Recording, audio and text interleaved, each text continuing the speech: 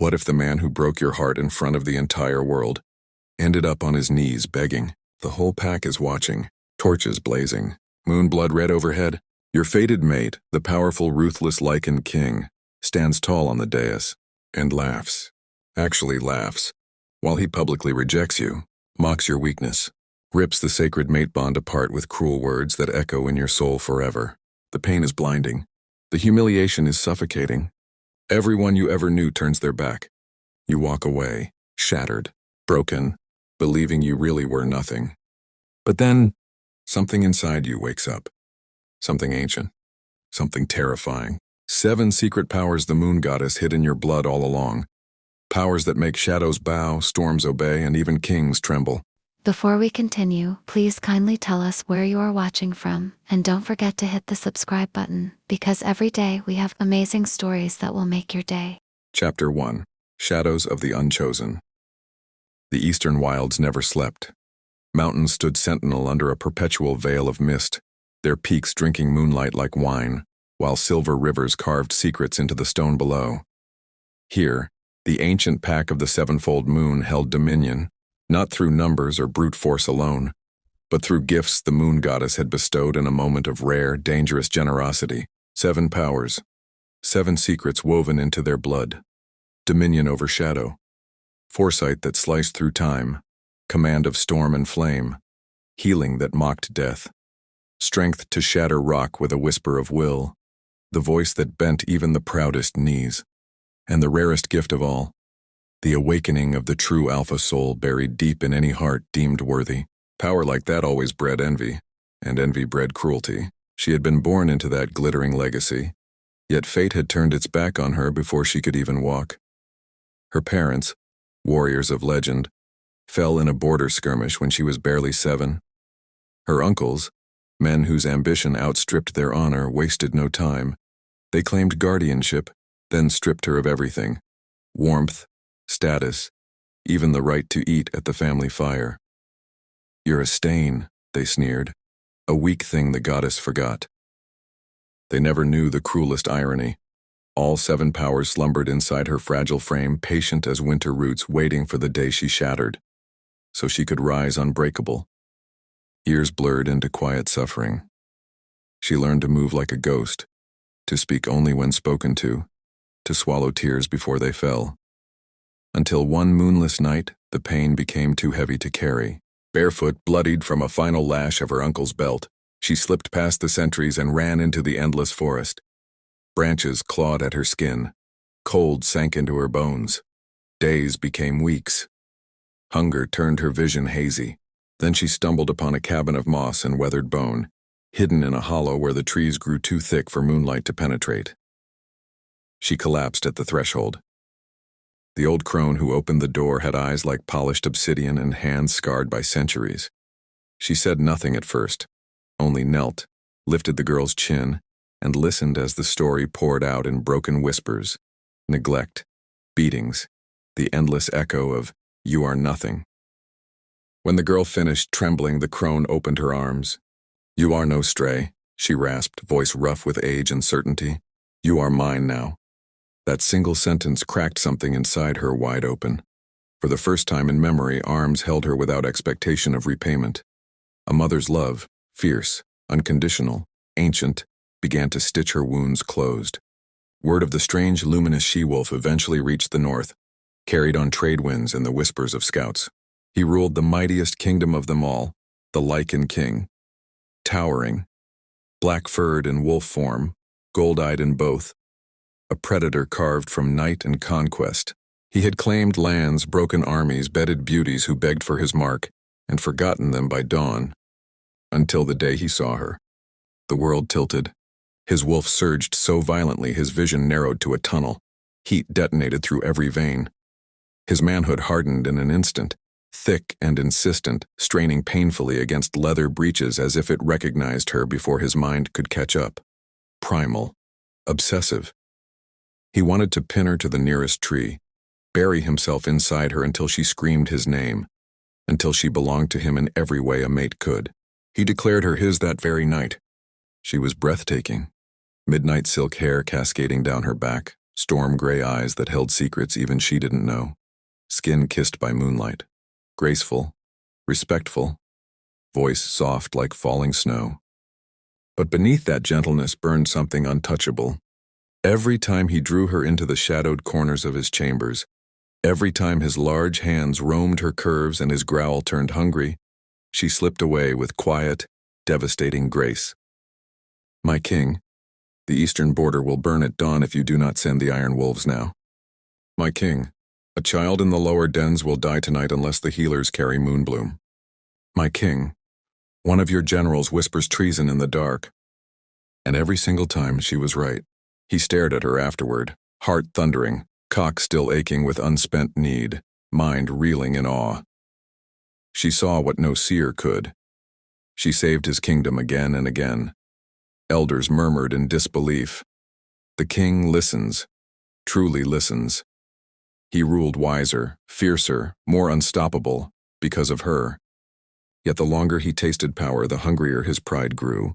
His lust never cooled. It burned hotter, angrier. He began to think, "I am the Lycan King. I take what I want. Why should I wait? Why should I be denied?" He forgot the sacred truth. Not everything in this life bends to a hard cock and a crown. Here is the great stone amphitheater under a blood-red moon. Torches roar like living beasts. The entire kingdom gathers. Thousands of wolves, eyes gleaming, breath fogging the cold air. He stands on the raised dais, shoulders wide, chin high, voice forged from winter steel. "I reject you," he declares, words ringing across the stone. "You are no mate of mine. You never were." The pack erupts, growls of shock, savage approval, confusion crashing like waves. The bond tears. White-hot agony rips through both souls. She feels it like claws in her chest. He feels it too. A sudden, hollow ache he refuses to name.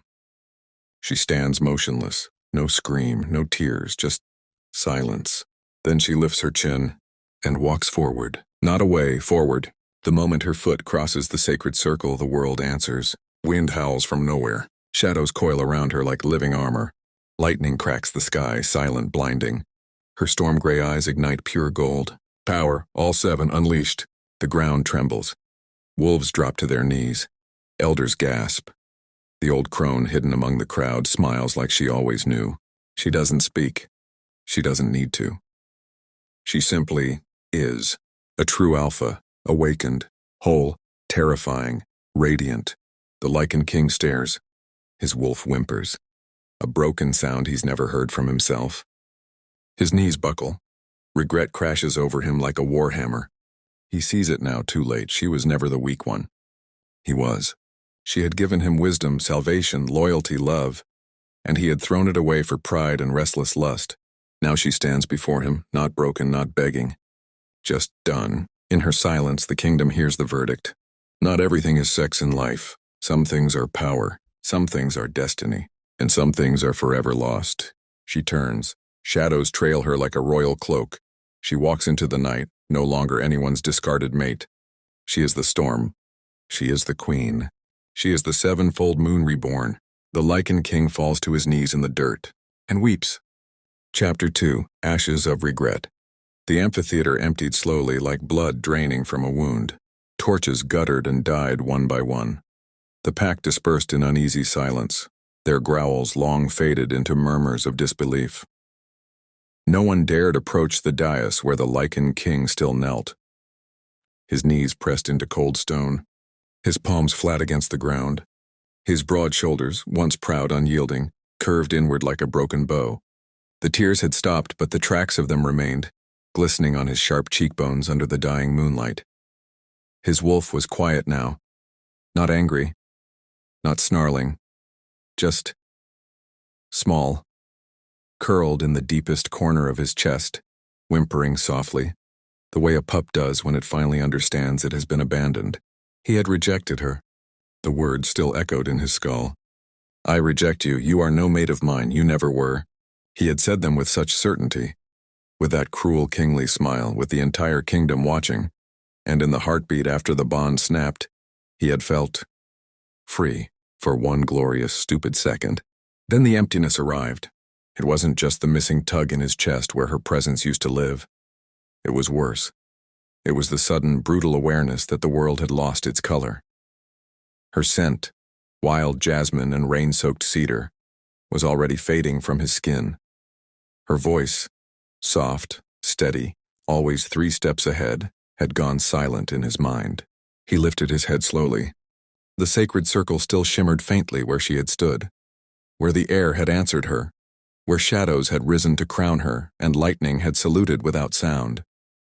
She had walked away, not run, not stumbled, walked, like a queen leaving a throne she had never needed. He rose, stiff, unsteady, and staggered down the steps. The pack parted for him without meeting his eyes. No bows, no murmurs of, "My king." Just wide, wary circles, as if they could already smell the rot of regret on him. He didn't go to the royal chambers. He went to hers, the small tower room she had occupied, never demanding more, never complaining about the draft or the narrow bed. He shoved the heavy oak door open, empty, not just vacant, erased. The linens were gone. The single clay cup she used for moon tea, the worn leather journal where she sketched visions in charcoal. Even the faint trace of her scent on the windowsill had been scrubbed clean by some invisible hand, or perhaps by the powers she had finally claimed. He stood in the doorway, chest heaving. Then he saw it. On the small wooden table, one thing remained, a single black feather. It lay perfectly centered as though placed there with care. He reached for it with trembling fingers. The moment he touched it, a faint pulse of shadow rippled across his knuckles, cool, warning, alive. He jerked back. His wolf whined again. He left the tower and walked, prowled, through the darkened corridors of the keep until he reached the oldest wing, where the elders kept their records. The archivist, an ancient she-wolf named Mara, startled when he burst in. "My king, tell me," he rasped, voice raw. "Tell me everything you know about the Sevenfold Moon pack. About her bloodline." Mara's eyes widened. She had served 3 kings. She had never seen him like this. Hair wild, gold eyes dull, hands shaking. She spoke carefully. The Sevenfold were once the goddess's chosen guardians. Their gifts were meant to balance the world. But greed fractured them long ago. Most of the line died out, or so we believed. He leaned closer. And the girl? Mara hesitated. There were whispers. A child born under a blood eclipse, marked by all 7 signs at birth. But the signs were hidden, suppressed. The uncles who raised her, they feared what she might become. He closed his eyes. Feared. They had feared her. And he had mocked her. He turned and left without another word. Outside, the night had grown colder. Snow began to fall, fat, silent flakes that clung to his lashes. He didn't feel it. He walked to the edge of the great forest that bordered the kingdom and kept walking until the trees swallowed him whole.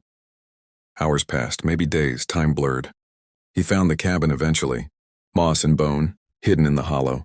The door hung open. Inside, nothing. No old crone, no hearth fire, no trace that anyone had ever lived here. Only the scent of moonbloom lingering faintly on the air. The same flower she used to warn him about dying children. He sank to his knees again, this time in soft earth. The memory came unbidden, sharp as silver. Months ago, late night, his chambers. He had pulled her against him back to his chest. One arm banded around her waist, the other sliding beneath the loose neckline of her nightdress. His lips at her throat. His hips grinding slow, deliberate, letting her feel exactly how hard she made him. She had gone still, not in fear, never in fear, but in that quiet way of hers. "My king," she whispered. He growled low, nipping her earlobe.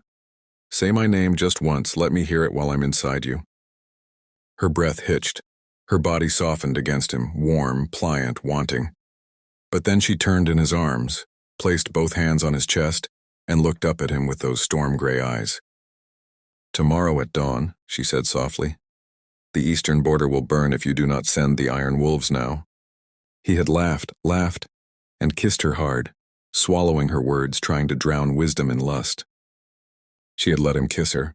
Then she had slipped from his grasp like smoke and left him aching, hard and alone. Now kneeling in the empty cabin, he understood. She hadn't denied him to torment him. She had denied him to save him. Again, and again, and again. He pressed his forehead to the cold dirt floor. "I'm sorry," he whispered. The forest didn't answer. But somewhere deep inside, his wolf lifted its head and howled. A single broken note of grief. He rose slowly. He would find her. He would beg. He would crawl if he had to. Because the Lycan King had finally learned the cruelest lesson of all. A crown means nothing without the woman who made you worthy of it. And she was gone. He turned back toward the kingdom, toward the ashes of everything he had burned down in one proud, foolish moment. But deep in the wilds, miles away, a shadow moved beneath the trees. A woman with midnight silk hair and gold-flecked storm-gray eyes paused. She lifted her face to the wind, and very faintly she smiled. Said, "Painful, but also free." Chapter 3, The Whispering Wilds. Miles away, beneath a canopy so thick the moonlight arrived only in silver needles, she paused. The wind found her first. Cool fingers brushing through her midnight silk hair, carrying with it the faint, unmistakable scent of snow-dusted pine and regret. Him. Even from this distance, the wind betrayed his sorrow. She lifted her face to it, eyes closing for a long heartbeat. A tiny, trembling smile curved her lips. Sad, fragile, but real. She had felt the moment he knelt in the dirt of the amphitheater, felt the exact second his pride finally cracked open and let grief pour through. The bond may have been severed, but something older, deeper, the echo of what they could have been, still hummed faintly between them. Not love anymore. Not quite. But the ghost of possibility. She opened her eyes again. Gold flecks still shimmered in the storm-gray depths, proof that the seven powers were no longer sleeping. They were awake. And they were hers. She continued walking, and slow, deliberate, deeper into the wilds that had once terrified her. The forest answered differently now. Shadows slid along the ground to keep pace with her steps, soft as velvet, protective. When a branch snapped too close, wind rose instantly, gentle but firm, nudging it aside. When thorns reached for her ankles, they withered at her nearness, curling back like obedient children. She didn't command them consciously. Not yet. They simply knew her. After an hour, she reached a small clearing ringed by ancient white oaks. Moonlight pooled here like spilled mercury. In the center stood a single flat stone, smooth, warm despite the winter air. She sank onto it, knees drawn up, arms wrapped around herself. And for the first time since the ceremony, she let herself feel everything. The pain arrived in waves. First came the memory of his voice, cold, cutting, final. "I reject you." The way the pack's growls had swallowed her heartbeat. The sharp, tearing agony when the bond snapped, like someone had reached inside her chest and ripped out a living thread. Tears slipped down her cheeks, silent, hot. She didn't wipe them away. She let them fall. Because they weren't weakness. They were witness. She wept for the girl who had loved him anyway. For the nights she had lain awake beside him, feeling his heat, hearing his steady heartbeat, and still choosing to protect him instead of claiming what her body ached for. For every vision she had given him, every life she had saved, every quiet moment she had believed might one day turn into forever. She wept for the hope she had carried like a fragile bird in her palms, and for the moment he crushed it without ever looking down. But the tears didn't drown her. They cleansed. And when the last one fell, something new bloomed in the hollow space it left behind. Pride. Not the brittle, angry pride that had destroyed him, but the quiet, unbreakable kind. The pride of a woman who had survived cruelty, neglect, mockery, and still chosen kindness. Who had walked away with her head high when every instinct screamed to beg. She rose slowly from the stone. The shadows around her thickened, lifting like a cloak settling over her shoulders. She lifted one hand, right palm up. A tiny flame flickered to life in the center of it, not burning her, simply resting there. Warm.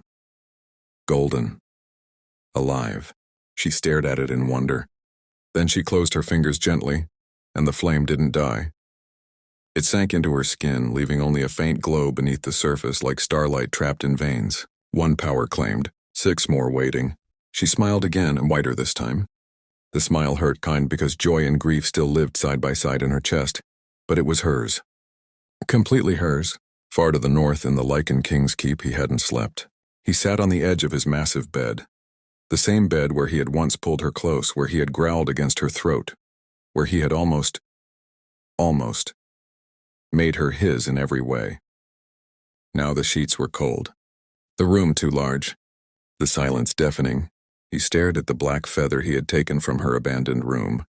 He turned it over and over between his fingers.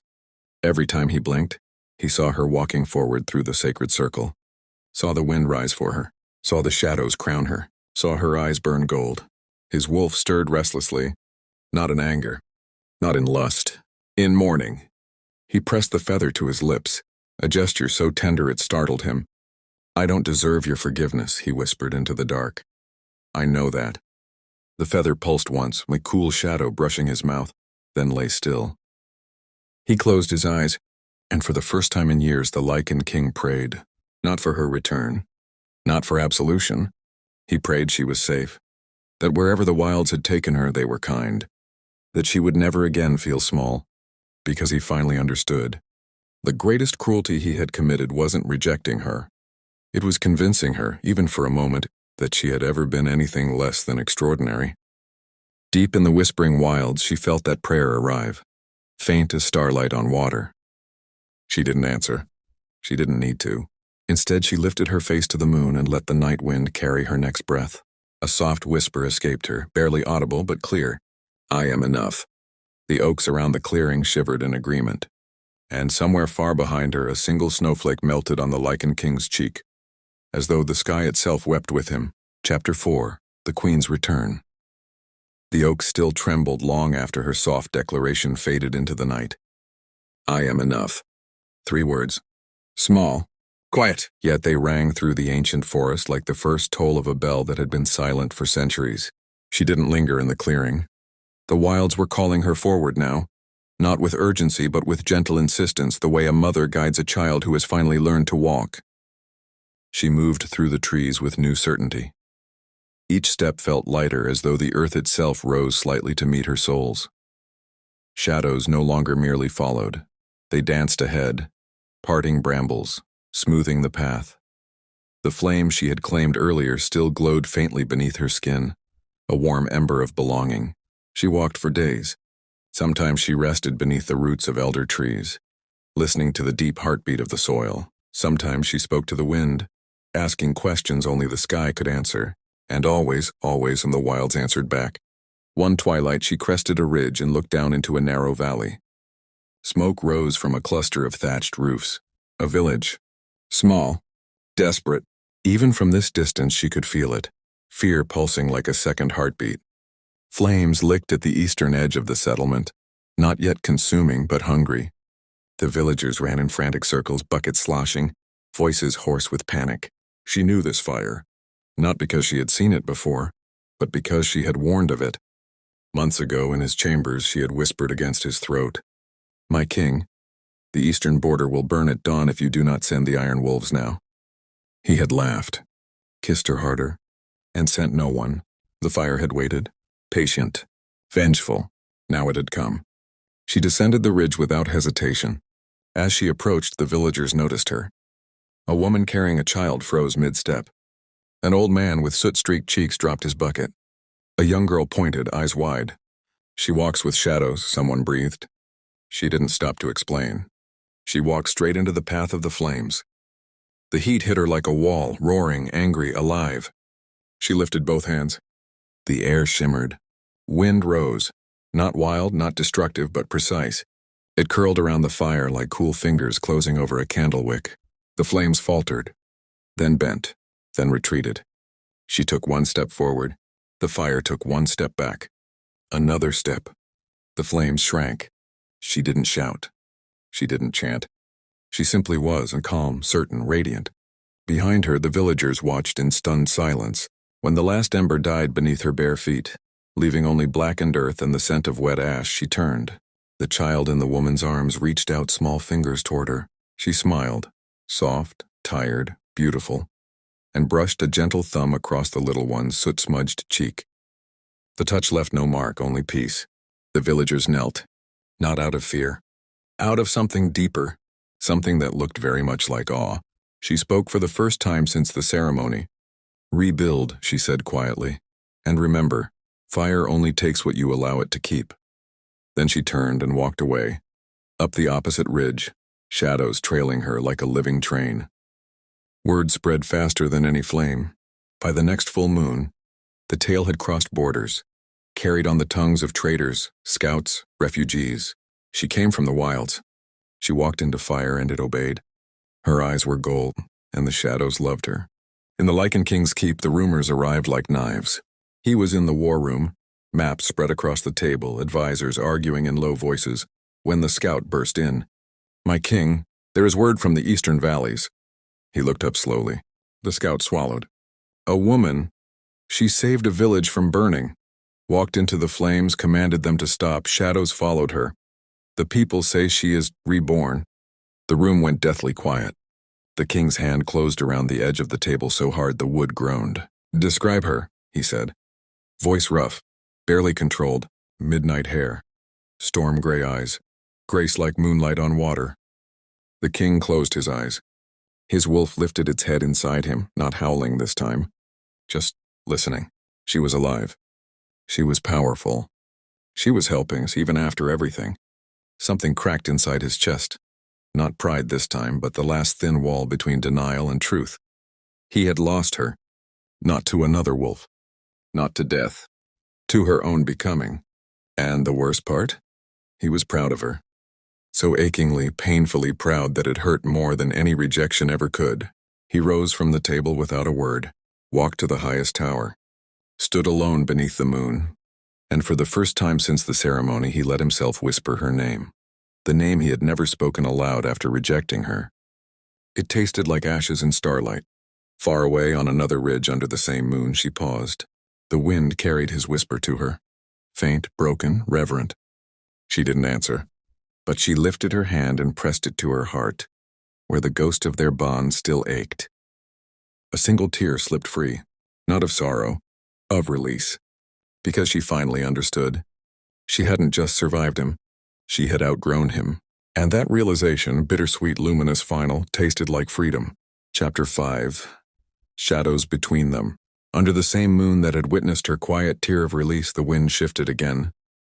It carried no whisper this time. Only the low, unmistakable rumble of approaching horses and the sharp scent of iron, leather, and restless wolves. She felt them long before she saw them. The ridge she stood upon overlooked a narrow pass, the only natural path between the wilds and the kingdom's outer borders. She had chosen it deliberately. Not to hide. Not to flee. To wait, because foresight had already shown her this moment. The black stallion at the head of the column. The rider whose silhouette she would recognize in any darkness, the way his shoulders would tense when he caught her scent on the breeze. She didn't move. She simply stood, midnight hair lifting gently in the night wind, storm gray eyes steady, gold flecks catching moonlight like distant stars. The riders crested the rise, 20 wolves in human form, armed, faces hard with the discipline of royal escort. And at their center, him, the Lycan King. He looked diminished, not in stature. He was still towering, still carved from night and power. But in the way light no longer seemed to cling to him. His gold eyes were shadowed. His jaw clenched so tight a muscle ticked beneath the skin. His black cloak snapped behind him like a torn banner. The moment his gaze found her, the entire column halted. Horses stamped, armor clinked, breath fogged in the cold. Silence swallowed the pass. He dismounted in one fluid motion, but the grace was forced, brittle. He took 3 steps toward her, then stopped as though an invisible wall had risen between them. She watched him. No anger flared in her chest. No hatred burned. Only a deep, aching recognition. This was the man who had once held her heart in his hands and crushed it without looking. He spoke first, voice rough, low, almost broken. "I didn't come to command you." She tilted her head slightly. The shadows at her feet stirred, not threatening, just present. "Then why did you come?" Her voice was calm, soft, yet it carried across the pass like a bell in still air. He took another step, then another, until only 10 paces separated them. "I came because I heard the stories." His throat worked. The fire that obeyed. The village that kneels. The woman who walks with shadows like they are her court. He swallowed hard. I needed to see it for myself, to know it was real, to know you were safe. The last word cracked him just barely. Her gaze never wavered. I am more than safe, she said quietly. I am whole. The word landed between them like a stone in deep water. Ripples of emotion spread across his face, pride, pain, longing, shame, and all at once. He dropped to one knee, not in ceremony, not in mockery, in surrender. The wolves behind him sucked in sharp breaths. No king had ever knelt before anyone, not even the moon goddess herself. I was wrong, he said. The words sounded torn from somewhere deep. Every word I spoke that night, every second I let pride speak louder than truth. I was wrong. She studied him. The bowed head, the clenched fists on his thigh, the way his shoulders trembled just enough to betray the war inside him. You hurt me, she said. Not cruelly, simply, factually. You stood before the entire kingdom and made me feel small, unwanted, unworthy. His head bowed lower. I know, and yet here you are. He lifted his eyes to hers, gold meeting gold-flecked storm gray. Because I cannot breathe without knowing you exist in the world. Not as my mate, not as my queen. Just as you. Powerful. Radiant. Alive. The wind rose between them, cool, whispering, carrying the scent of pine and distant snow. She took one step forward, then another, until only an arm's length remained. He didn't rise, didn't reach. He simply looked up at her, raw, stripped of every title, every crown, every defense. I don't ask forgiveness, he whispered. I don't deserve it. I only ask that you let me see you. Let me carry the weight of what I did. Let me live knowing you are out here, shining. Something inside her chest twisted. Not pain exactly. Something softer. Something that remembered late-night conversations, quiet warnings, moments when his hand had brushed hers and the world had felt right. She reached out, slowly. Her fingers hovered near his cheek, close enough that he could feel their warmth but not close enough to touch. He closed his eyes. A single shudder ran through his frame. When she finally spoke again, her voice was thick with emotion, sorrow and strength braided together. I am not the girl you rejected anymore. He nodded once, tears slipped free, silent, unashamed. I know, he rasped, and I thank the goddess for it. She let her hand fall away. The shadows around her rose gently, curling like a protective veil. I will not return to your kingdom, she said. Not yet. Maybe not ever. But I will not disappear from the world. I will walk where I am needed. I will heal what can be healed. I will stand where others fall. She stepped back at one graceful movement. The distance between them grew again. But know this, she added softly. You do not get to carry my pain alone, you carry your own. And you carry it until it teaches you what pride never could. He remained on his knee, head bowed, shoulders shaking. She turned. The wind followed her, lifting her hair, wrapping her in cool embrace. As she walked away, she felt his gaze on her back, more burning, reverent, aching. She didn't look back, but the shadows did. They lingered at the edge of the pass, watching the king who had once mocked her now kneel in the dirt where she had stood. And in that long, heavy silence, the wilds themselves seemed to hold their breath. Chapter 6, Throne of Thorns. The wind died the moment she disappeared over the far ridge. The pass fell into absolute stillness. The 20 armored wolves remained frozen in their saddles, eyes fixed on the spot where she had last stood, as though if they blinked, the entire moment might vanish like mist. The Lycan King stayed on his knee longer than any of them expected. Minutes passed. Snow began to fall again, soft, relentless, gathering on his broad shoulders like a shroud. Only when the flakes had turned his black hair silver did he finally rise. He did not look at his men. He did not speak. He simply turned, mounted his stallion in one slow mechanical motion and rode back toward the keep. The escort followed in heavy silence. Inside the great hall that night, no feast was held. No fire roared high in the massive hearth. Only low braziers burned, casting long, restless shadows across the stone walls. The king sat alone on the high throne, not lounging, not commanding, just sitting, elbows on knees, face buried in his hands. The elders entered one by one, hesitant as though stepping into a sick room. Lord Varon, oldest among them, spoke first, voice thin but steady. "My king, the eastern granaries report shortages already. The harvest was poor. Without the foresight she once gave us—" He stopped when the king lifted his head. The gold of his eyes had dulled to something closer to tarnished bronze. "I know," he said quietly, "I know." Another elder stepped forward. Lady Marine, sharp-eyed and rarely gentle. "The border patrols grow restless. 3 skirmishes in the last fortnight. We lost 6 wolves yesterday. Had we sent reinforcements when she warned us months ago?" "I know." His voice cracked on the second word. He rose suddenly, the movement too abrupt, too raw. He paced the length of the dais, cloak dragging behind him like chains. "I threw away the one voice that kept this kingdom standing," he said, more to himself than to them. "I mocked her. I humiliated her. I told her she was nothing, when she was the only thing that ever made me worthy of this seat." The elders exchanged glances. None dared interrupt. He stopped at the tall window that overlooked the snow-choked forest. "I knelt before her today," he continued, voice low. "And she did not laugh, she did not strike me, she simply let me feel the weight of what I had done." He pressed his forehead to the cold glass.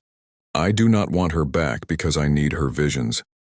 I want her back because the world is colder without her in it. Because every breath I take now tastes like regret." Silence stretched, thick, uncomfortable. Lady Marine finally spoke.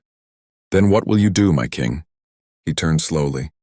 The firelight carved deep hollows beneath his cheekbones. "I will wait," he said. "I will bear it. I will rule as best I can without her. And when the mistakes pile high enough, perhaps she will see that I have learned." He looked at each elder in turn. "But mark this. If she ever returns, not as my mate, not as my queen, but simply as herself, I will step aside. She can have the throne. She can have the kingdom. She can have whatever she wishes." A ripple of shock passed through the room. Varon's voice trembled. "You would abdicate?" "I would beg her to take it," he answered, "because she has already proven she is the only one strong enough to hold it without breaking." He walked past them without another word. Up the winding stairs, through the empty corridors, into the tower room that had once been hers. The door still stood open from the night he had found it empty. He stepped inside. The space felt even smaller now, as though grief had shrunk the walls. He sank onto the narrow bed. The mattress held no warmth, no trace of her.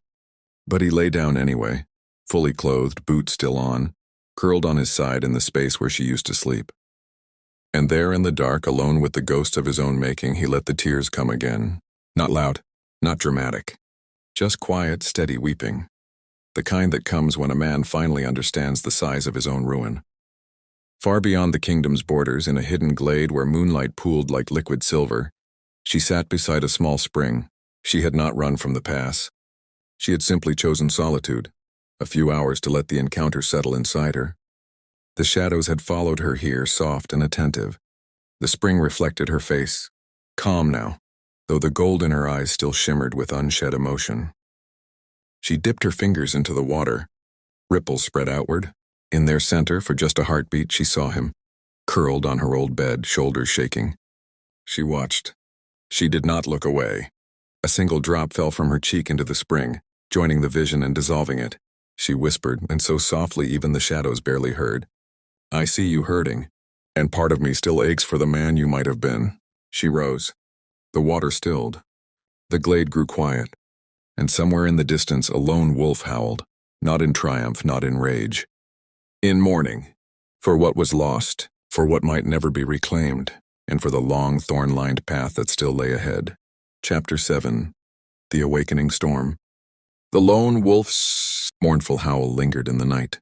Ere long after it faded, a single thread of sound, unraveling into silence. She stood motionless beside the spring, letting the last echo settle into her bones. Then she lifted her chin. The moon hung low and heavy tonight, almost close enough to touch.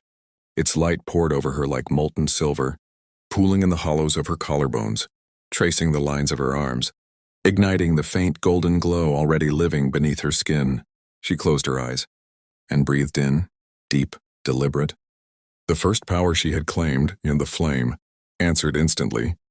rising warm in her chest like a second heartbeat. She let it spread, not wildly, not destructively, slowly, intentionally. Heat unfurled through her veins like summer dawn creeping across a frozen lake. It reached her fingertips, her toes, the crown of her head. Every place it touched felt alive, more solid, more real. When she opened her eyes again, the glade was no longer ordinary. Tiny flames danced along the tips of the grass and not burning, only glowing. Soft golden motes drifted upward like fireflies remembering how to be stars. The spring itself shimmered, reflecting not just her face, but fragments of light that hadn't been there before. She lifted both hands. The second power answered. Dominion over shadow. The darkness beneath the trees thickened. Rows curled around her like loyal hounds. They didn't smother the flame light. They cradled it. Shadows and fire danced together, opposing forces that, in her presence, chose harmony.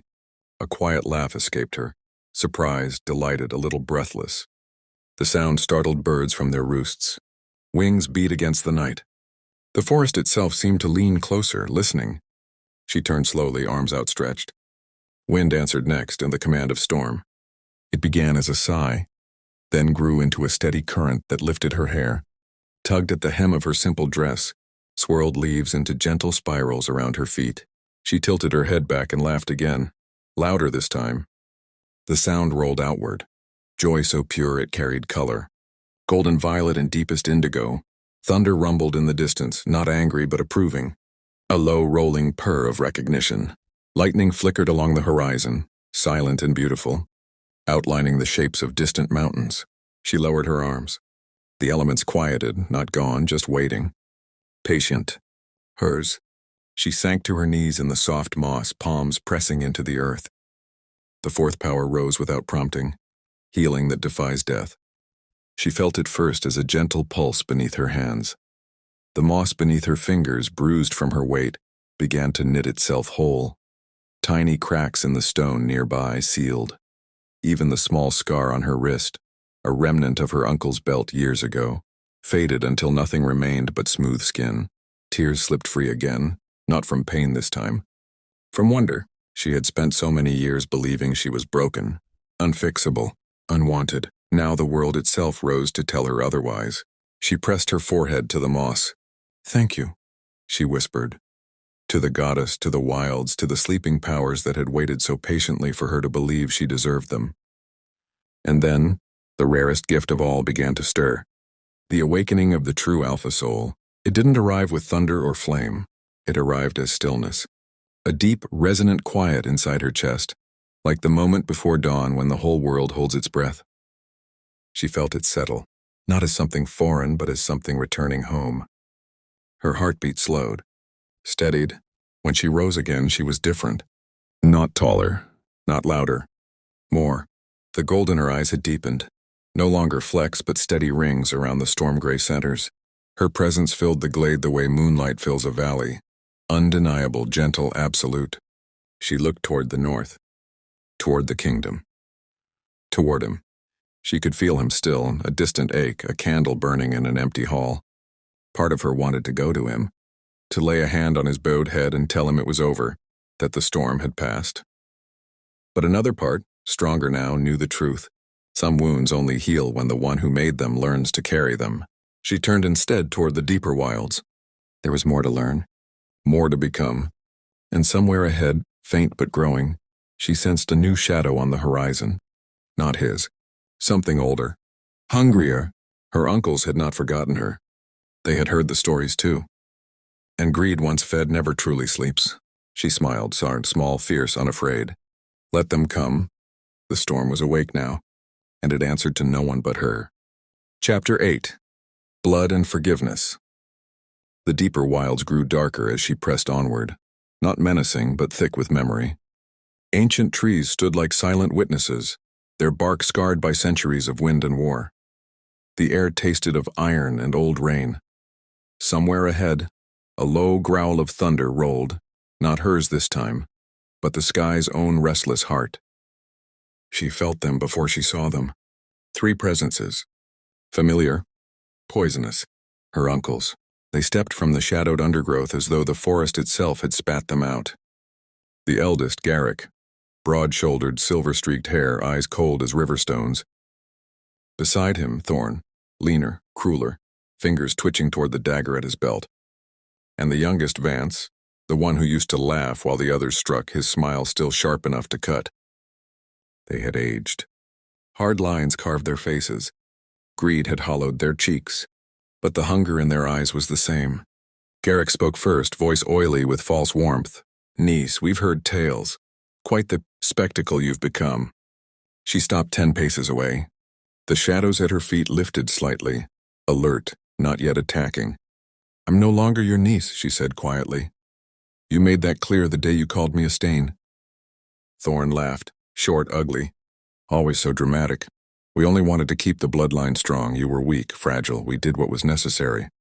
Vance stepped closer, smirking. "And look at you now. All that power wasted on saving peasants and crying over lost kings."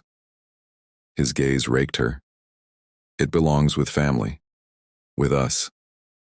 She felt the old wound flare, the sting of belts, the burn of insults, the nights she had curled in corners praying for morning. But the pain didn't swallow her. It sharpened her. She lifted one hand. The ground trembled just once, a gentle warning. The 3 men froze. "I don't want your apologies," she said. "I don't want your excuses. I want you to look at what you created and understand that you failed." Garrick's face darkened. "We didn't fail. We protected the pack from you, from what you might have become." She smiled then, small, sad, and utterly without mercy. "I became exactly what I was always meant to be." She took one step forward. The shadows surged, not to harm, but to surround. They rose like dark pillars, blocking escape, pressing the 3 men into a tightening circle. Thorn drew his dagger. She didn't flinch. Instead, she reached inward, to the 5th power, strength to shatter stone with a thought. She didn't use it against them. She used it on the earth itself. A single crack split the ground between them, deep, sudden, clean. The dagger fell from Thorn's hand, clattering into the fissure. Vance stumbled back. Garrick snarled. "You think this makes you better than us?" "No," she answered softly. "It makes me free of you." She called the 6th power, the voice that bends wills, not to command, not to destroy, to reveal. When she spoke again, her words carried weight. Not loud, but undeniable. "Look at yourselves." The 3 men stiffened. Their eyes widened. They saw, truly saw, the rot inside them, the greed that had poisoned every choice, the cruelty that had become habit, the emptiness where honor should have lived. Garrick dropped first, knees hitting the dirt, hands covering his face. Thorn followed, and a choked sound escaping him. Vance stood longest, trembling, defiant, until even he buckled, tears streaming down his face. She watched them weep, not with satisfaction, not with triumph, with sorrow, because once they had been family. Once they could have chosen differently. She stepped closer, the shadows parting for her like a curtain. "I forgive you," she said. The words hung in the air, simple, heavy, final. "Not because you deserve it, but because I refuse to carry your poison any longer." She knelt before them, not in submission, but in quiet strength. One by one she touched their bowed heads, gentle, brief. The healing power flowed, not to erase their sins, but to ease the pain they had inflicted on themselves. Scars faded from their skin, old wounds closed, but the ache in their souls, that remained. It would have to. She rose. "I will not see you again," she told them. "Leave this place, leave the wilds, live whatever life you can salvage, but never come near me again." She turned. The shadows withdrew. The ground sealed itself. Behind her, 3 broken men remained on their knees, weeping, changed, but no longer her burden. She walked away, shoulders lighter, heart still tender, but no longer bleeding. Miles away in the Lycan King's keep, he woke from a shallow sleep with a sharp gasp. He felt it, a distant release, like a knot finally loosening in the fabric of the world. He pressed a hand to his chest. Tears came again, softer this time. He didn't know what had happened. He only knew that somewhere out there she had faced her past and walked through it unbroken. And for the first time in months, a faint, fragile hope flickered inside him. Not that she would return to him, but that she had found peace. He whispered into the darkness, "I'm trying to find mine too." Outside, the first light of dawn touched the horizon, pale gold, hesitant but growing. Chapter 9, The Final Bond. Dawn bled slowly across the eastern sky, pale gold bleeding into rose and violet, as though the world itself were holding its breath. She had walked all night, not fleeing, not searching, simply moving forward, the way rivers move, inevitable, patient, carving new paths through stone. The wilds had grown quieter as morning approached. Birds sang tentative morning songs. Dew clung to every leaf like scattered diamonds. Even the shadows walked softer beside her, respectful of the new light. She crested a final rise and stopped. Below her lay the kingdom, not as conqueror, not as exile, as witness. The great stone walls gleamed in the first sunlight. Smoke rose thin and steady from chimneys. The banners of the Lycan King snapped in the breeze, black and gold, proud still, though they seemed smaller somehow against the vastness of the morning. She felt him before she saw him. A single figure stood alone on the highest battlement, cloak whipping around him, dark hair tousled by wind. He hadn't slept. She could tell by the way he held himself, shoulders rigid with exhaustion yet refusing to bow. He turned slowly. Even from this distance, their gazes locked. The world narrowed to that single thread of connection, fragile, frayed, but still there. He didn't call out. He didn't descend. He simply waited. She descended the ridge, step by measured step, until the grass gave way to the worn stone road that led to the outer gates. The guards saw her first. They froze, weapons half raised, then lowered, eyes wide with something between fear and reverence. She passed between them without a word. The gate stood open, not forced, not commanded. Simply open, as though the kingdom itself had recognized her. She walked the main thoroughfare. Villagers paused in doorways. Children stared. An old woman dropped her basket and pressed a hand to her heart. No one spoke. They only watched. The woman who had once been their discarded Luna, now walking among them crowned in quiet power. She reached the inner courtyard. The Lycan King stood at the top of the wide stone steps leading into the great hall. He looked older, not in years, in soul. The gold of his eyes had softened, no longer sharp with command but deep with something raw and unguarded. She stopped at the bottom of the steps. 10 paces separated them. Enough space for truth. He spoke first, voice low, rough from disuse. I thought I would never see you again. She tilted her head slightly. I thought the same. A long silence stretched between them, heavy with everything unsaid. Then he descended one step, then another, until only 3 remained. I have nothing left to offer you, he said. No crown, no kingdom, no promises I haven't already broken. He sank to his knees on the stone, the same way he had in the past, but slower this time. Deliberate. I come to you with empty hands, he continued, and a heart that finally understands what it costs to learn humility. Tears gathered in his eyes, not falling yet, but shining. I loved you, he whispered. I was too blind, too proud, too selfish to know what love actually demanded. But I loved you. I still do. And if the only thing I can give you now is my regret, then take it, carry it, burn it, whatever you need. She looked down at him, the once mighty king on his knees before her. Something inside her chest cracked open, not with pain but with tenderness so sharp it stole her breath. She stepped forward. 1 step, 2, until she stood directly before him. She reached down. Her fingers brushed his cheek, gentle, trembling just slightly. He closed his eyes at the touch, a shudder running through his entire frame. I forgave you the moment I walked away, she said softly. Not because it was easy, but because I refused to let hatred become the cage you tried to lock me in. He opened his eyes. Tears spilled freely now. She knelt too, bringing their faces level. I don't want your kingdom, she told him. I don't want your crown. I want the man who finally sees me, not as a possession, not as a tool, but as myself. She placed her hand over his heart. He covered it with his own, large, warm, shaking. I see you, he rasped. I see you, and I will spend every remaining day proving I'm worthy of the sight. She leaned forward, under forehead resting against his. No kiss, no claim, just presence. 2 souls, broken, remade, finally meeting without armor. The courtyard was silent except for the soft sound of their breathing. Somewhere above, a single raven called, clear, bright, like a blessing.